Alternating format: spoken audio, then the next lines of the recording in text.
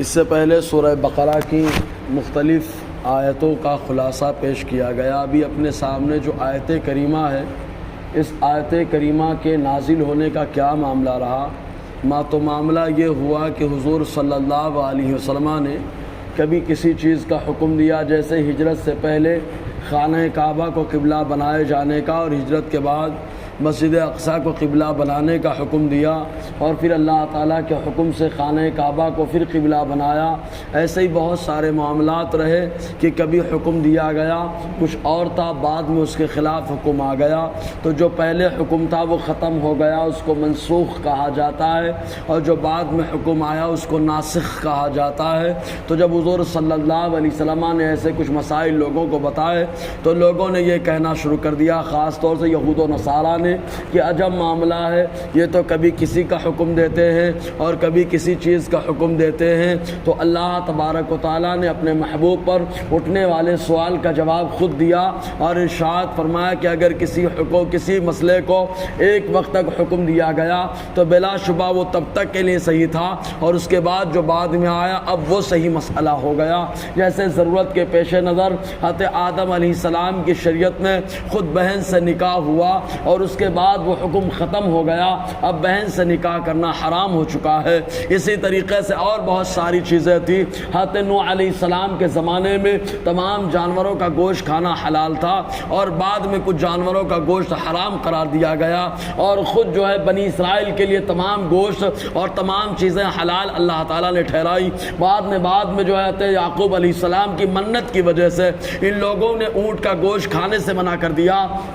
اور اونٹ کا دودھ پینے سے منع کر دیا، اور کہا یعقوب علیہ السلام نے نہیں کھایا، حالانکہ انہوں نے منت رکھی۔ تو اس طریقے سے بہت سارے معاملات رہے کہ پہلے رہے اور بعد میں اس کے خلاف حکم آ گیا، اور پہلے جو رہا حکم تو وہ منسوخ ہو چکا، اور جو بعد میں آیا وہ ناسخ بن کر کے آیا۔ اب جو منسوخ ہوتا ہے حکم تو وہ تین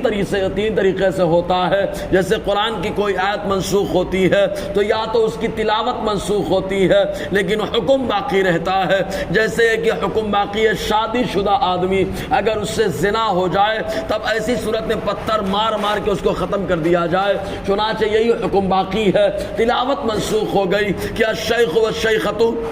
اذا زنایا فرجموہما، کہ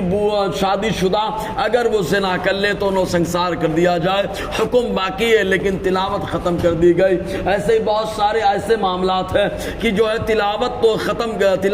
جو ہے باقی ہے لیکن حکم ختم کر دیا گیا۔ جیسے شروعاتی دور میں جنگ کرنے کی جب اجازت نہ تھی تب یہ حکم ملا، لکم دینکم ولی دین، تمہارے لیے تمہارا دین ہے، ہمارے لیے ہمارا دین ہے، ہم کو بحث بازی کرنے کی کوئی ضرورت نہیں ہے۔ لیکن جب اللہ تبارک و تعالیٰ نے حکم دیا فَاقْتُلُوهُمْ حَيْثُ ثَقِفْتُمُوهُمْ، ان کافروں کو جہاں پاؤ وہاں پر قتل کر دو، تب ایسی صورت میں یہ آیت کی تلاوت تو باقی ہے لیکن حکم منسوخ ہو گیا۔ اور کبھی کبھی کیا ہے، کوئی ایسی بھی آیت ہوتی ہے کہ تلاوت بھی منسوخ اور تلاوت کے ساتھ ساتھ حکم بھی منسوخ ہو جاتا ہے۔ جیسے کہ بیہقی کی روایت ہے کہ صحابہ کرام تہجد کے وقت جو ایک سورت کی تلاوت کیا کرتے تھے، چنانچہ ایک بار فجر تہجد کے وقت اٹھے، اور اٹھنے کے بعد جب نماز شروع کی سورہ فاتحہ پڑھی، اب وہ سورت یاد ہی نہیں آئی، سب پریشان ہو گئے۔ نماز میں جب فجر میں حضور کے پاس گئے اور جا کر معاملہ رکھا تو آقا علیہ السلام نے فرمایا آج کی رات ہی اللہ تعالیٰ نے اس کی تلاوت اور اس کے حکم کو اٹھا لیا، اس لیے وہ آیت لوگوں کے ذہنوں سے بھلا دی گئی ہے۔